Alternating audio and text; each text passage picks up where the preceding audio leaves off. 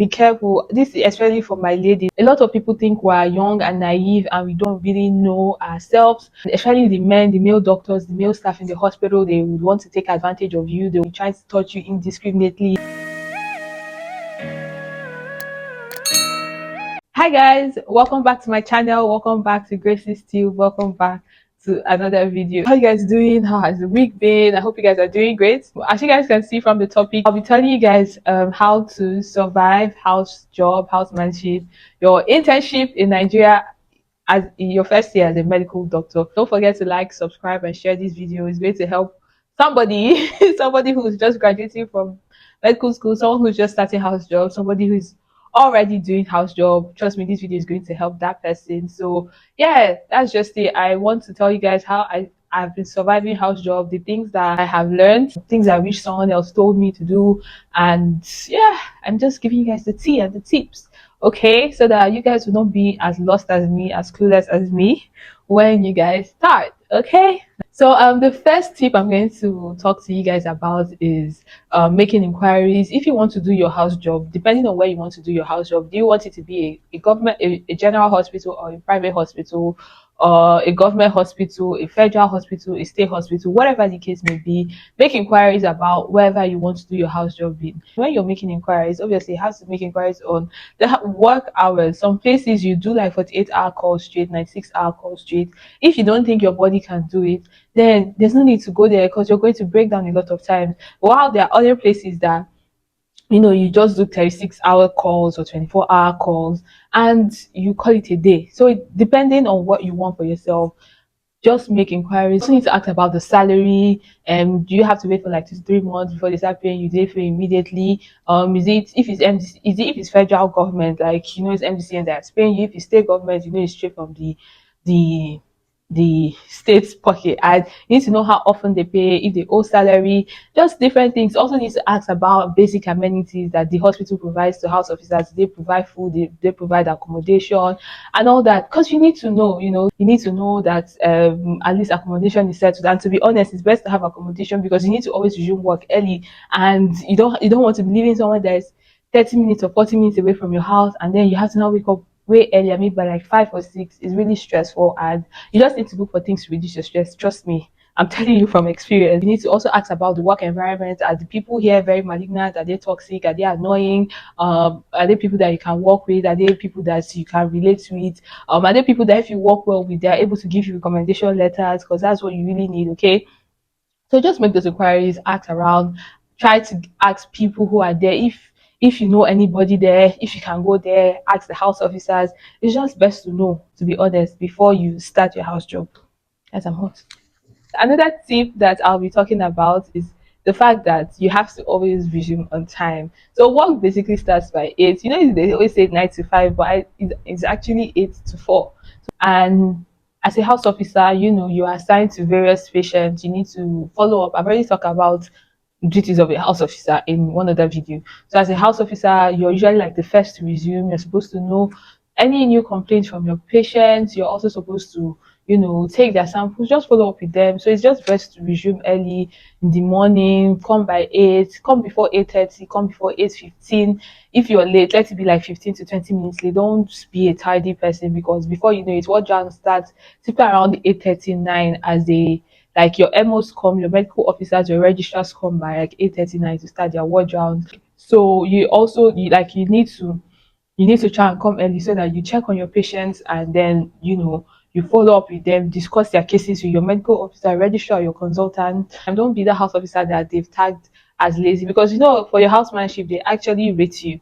Like they give you a rating, and if your rating is not good, you might like MDCM might make you have to do another year of housemanship, which I don't think anybody wants to ever do. Another important thing I'll be telling you in this video is always have your stash. Like have like your stash of things depending on where you work. In most government hospitals, like you don't really see instruments for working easily available. So things like a tourniquet, your cannula, your needle and syringes, your sample bottles, to be in fact even continuation sheet, prescription paper, radiology sheets. To be honest, like they are nowhere to be found. Like you will just be looking for it, it's not in the ward. you want to take your patient sample, you want to set the patient's line, they don't have all these things. And to be honest, you're trying to buy time and also as you're working, to be honest, you might be stealing some things. So I'm not telling you to go and steal. Well, yeah, always have your stash, have your cannula with you. I have at least two or three. Have your syringes with you, your needle and syringes. Have gloves. Me, there was a time I had gloves, cannula, sample bottles. I will carry a geology form. I'll carry prescription paper. I'll carry continuation sheet. Like everything used to be in my laptop pocket. I used to look mad, but to be honest, it made work easier and faster for me because I just want to do and leave as soon as possible. Another thing I'll be telling you guys is that please be careful. This is especially for my ladies, my young girls, people like me, people that a lot of people think we're young and naive and we don't really know ourselves. And especially the men, the male doctors, the male staff in the hospital, they would want to take advantage of you, they want to deceive you, they want to be trying to touch you indiscriminately. If let's say, like there's only one call room and maybe your reg or your whatever is like a man and you're the house officer, and the man wants to stay with you in the same room. You need to learn to set your boundaries straight. Don't let all these men touch you. Don't let all these men harass you because they're so quick to eat. They might be doing it in a joking way because sometimes they feel like you don't know. They want to take advantage of you and all that. And they just because of, they think you're young, you're small and everything. Just always speak up. You also need to be you need to be friendly with the nurses because if the nurses can either make you have a horrible call or make you have a calm call. So you need to be friendly with them. Although some of those nurses they move mad, but you also need to be friendly with them. Especially look for the ones who are smart, look for the ones who are very knowledgeable and learn from them. A lot of them are willing to teach young doctors a lot of things. Even certain lines of nurses do teach you doing episuraphy, when they cut a woman when she wants to deliver um and then they want to suture that place back. Yes, it was a nurse who taught me how to do it. So you need to learn to be familiar with those nurses. They will teach you a lot of things because a lot of them have been in the world for a very long time and they have the experience. So always watch out for the very smart ones, the good ones, the ones who are willing to work and the ones who are willing to teach you and ask questions. They will be happy to teach you. Trust me. Try to learn as much clinical skills as possible. If you're in surgery, try to learn how to suture. Just learn the basic procedures that you need to learn. How to do incision and drainage, how to suture, just how to do episuraphy, how to do manual vacuum aspiration, just little skills that you would need as a medical officer because the good thing is that as a house officer nobody expects much from you because like you're straight out of medical school, but when you're a medical officer there's a higher expectation from you because they feel like you've gone through house job, so you've learned. So you need to try and learn those skills, okay, so that when you are a medical officer, you can obviously survive on your own. Also, try and learn what they're doing, how they're managing patients, so that you know go and mismanage a patient when you become an MO in a primary healthcare or in a private hospital. You know how in government hospital, they're always like, oh, those private hospital people. Don't be that MO that will make people in government hospitals always say, did this one actually go to medical school? Did this one actually do house job?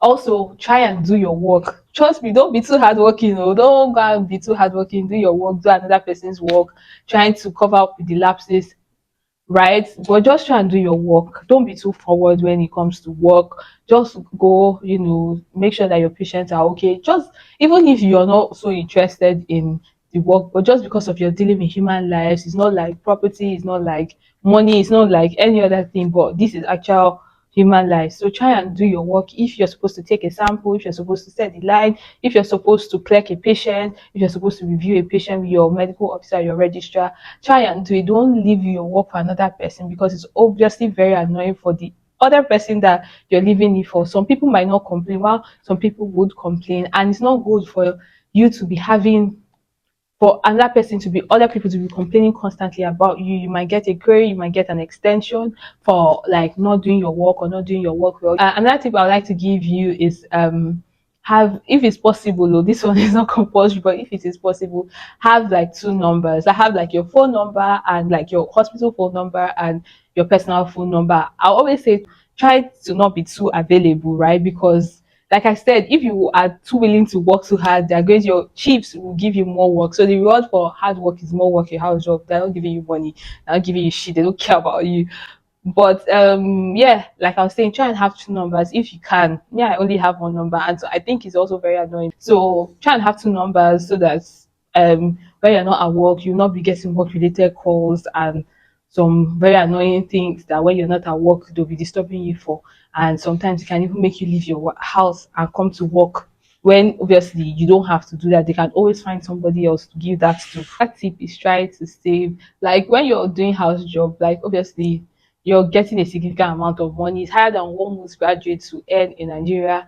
And I understand that things are really expensive, but try to save your money instead of always eating out, buying food, blah blah blah.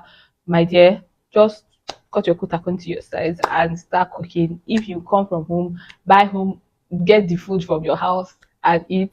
Cook if you can, and then also try and minimize like your outings, you're going out, you entering bold and all that. Just try and minimize it, to be honest, because you just need to save. If you tell yourself, okay, let me be saving like 50K every month or 30K every month or 20K every month, I think it's doable, although it's hard in this economy. But yes, you can do it, because the truth is that after house job, like even if you don't want to go abroad, like there's a dip in your salary, like especially when you're doing NYSC. So you will go from earning, let's say, above like from like 150 to 250K, which is the average range of what house officers take, to earning like 50 to 70K in NYSC. And you know that that's very hard, and you are in a country where like there's inflation. So try and save as much money. I wish I was saving. But yes, try and save, because right now, like I'm in a race against time and I'm trying to save, but I don't have any money again. Yeah. An important tip I also would want to tell you is try and eat, try and take care of yourself. This house job can take a lot from you. When I was in pediatrics, I think I was more attached to those babies than I was attached to myself. And to be honest, I saw I was losing myself. Like I had the worst breakout when I was in pediatrics. I was I was very stressed then, because like I was always at work. I'll come early, finish late, do calls, everything. Sometimes I will not eat. I was just losing weight. I was having pimples, blah, blah, blah. So try and take care of yourself. The work will always be there. There will always be sick patients. There will always be emergencies. But there's only one you. There's only one Grace Akuma. There's only one John Doe. There's only one of you. So if there's any time that you're not feeling well, go to the hospital, take sick leave. If you can't do that, you can just talk to the person you're working directly with. They can give you some time off. Eat, try and eat eat don't be eating those horrible snacks, all this egg roll and or puff puff and mineral or all, and don't be doing that. Eat like proper food. Do you understand? When you're coming to work, make sure that you have proper lunch to eat, and try and be eating around 1, 2. No matter how busy you are. I learned during my surgery, I did used to eat, and I was always taking cocoa, which is not healthy. So now, even if I'm in clinic or wherever I'm at, once it's like 1, 2, I'll just take them sure. Oh, I want to go and review. Oh, I want to go and do this. But I'm going to go and eat food though, because it's not me that will go and die on top of, oh, I'm doing ward rounds or I'm doing this, my body is shaking, and and they are still trying to make me move stuff when my body is shaking. Nobody has time for that. So take good care of yourself, drink water anytime you have time to sleep. Sleep.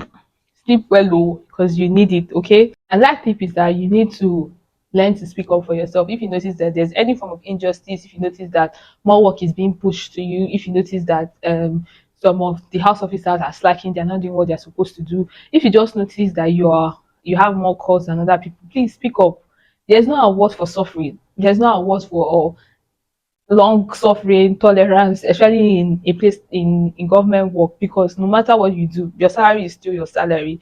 Okay, so try and speak up, especially if just speak up for yourself, because nobody will speak up for you if you don't tell. Oh, if you're not feeling fine and you don't tell your chiefs, oh, I'm not feeling fine. Say, oh, she did not tell me. Oh, if one person, if you have done 10 calls in a week and another person has done only one, and you don't speak up, oh, they not tell me. Oh, so learn to speak up for yourself, because somebody will speak up for you. You only live once. Learn to prioritize yourself. Sometimes be selfish. I'm not saying all the time, oh, but sometimes be selfish, especially when you know that that selfishness is also fair. Also try to have a good relationship with your orgas, your chiefs, your registrars, your SRs, your senior registrars, your orgas, because to be honest, like even with your fellow house officers, don't be that house officer that nobody wants to talk to because of, oh, this person is lazy, he or she likes to push work to other people, or he doesn't like to do what he's supposed to do. So like people just don't want to talk to you. Your story has casted around the whole hospital. No, don't be that type of house officer. Be the type of house officer that, okay, you're cordial with everybody. You don't have to be friends, but you guys have like a very good relationship, work relationship, even with your guys too. Like sometimes when I see some of my guys, some of them gist with me, and I'm even shocked that they're gisting with me. Some of my orgas, especially when I was in ONG, like were very cordial. Sometimes they'll be like, "Oh, Grace, if you need help with anything, if there's any line that you cannot set, if please don't hesitate to call me." And they just make work easier for me because of like we're cool, we're very cordial, we're friendly to each other. Do you get that type of thing? So try and be cordial with the people that you're working with, because you work with them for some time and you don't want somebody to hate you, or you don't want somebody to dislike you, or you don't want them to be shouting at you. When you have that cordial relationship with your guys, like you can say, "Oh, so I'm not feeling too well." Instead of a normal guy would be like, "Oh, go and get sick leave," but your if let's say you have this cordial relationship, oh, like, "Oh, take care of yourself. You don't have to come to work today," and that's just it. So you don't have to go and start proving, "Oh, I'm sick," or this or that or that or that. Do you understand? So you need to learn to be cordial with your guys. They can speak up for you in places that you can't even enter. Also, they can write recommendations for you if you want to take exams, or when you want to take exams, and or when, if you want to get another job or something like that, or if you want to apply for something, they can write recommendations for you. But if you're not cordial with them, to be honest, like you might not even have the mind or the mouth to even go and meet them, and even if they want to write recommendation for you, they might not even know what to write for you. That's what I want to say is before or during house job, know what you want to do like after it. Don't be like me, who's still in a bubble, who was living because of the euphoria of freedom. No, you want to do house during your house job, start making your plans. Oh, do I want to write the US medical licensing exam? Do I want to write the UK medical licensing exam? Do I want to stay back in Nigeria? Do I want to do my masters? Whatever the case may be, I don't know, but have your plans and work towards them. If you want to do the primaries, that's the like residency into Nigeria, start really to take the exam so that during NYSC and all, you start looking for a place to take you. If you want to write PLAB or anything, you have to write your IELTS first. You can write that IELTS during your house job, before, making, and then you start reading, putting the effort and everything.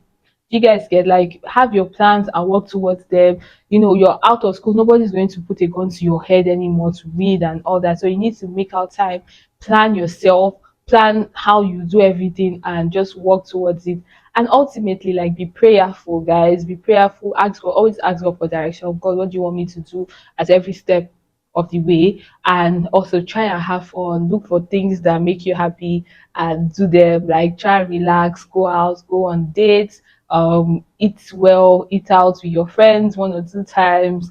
Not don't go and spend all your money, or go out, have fun. Really, that's the most important thing, because there's a lot of work to do, and um the work doesn't finish. So if you always feel like, oh, there's something to do, blah, blah, blah, blah, blah, you will not have fun. So try and make out time to always have fun. You only live once and everything. So just enjoy yourself, okay? So I think that's it for this video. If you have any more tips, if you're a doctor, you have any more tips for the new doctors, incoming house officers, whatever, people that are just finishing medical school and final year, please share in the comment section. If you also have any questions to ask me, please do well to ask. And if you want me to do any video based on medicine life, medical lifestyle, please, you can share in the comment section. Okay, all right, I'll see you guys in my next one. Don't forget to like, subscribe, and share. Bye.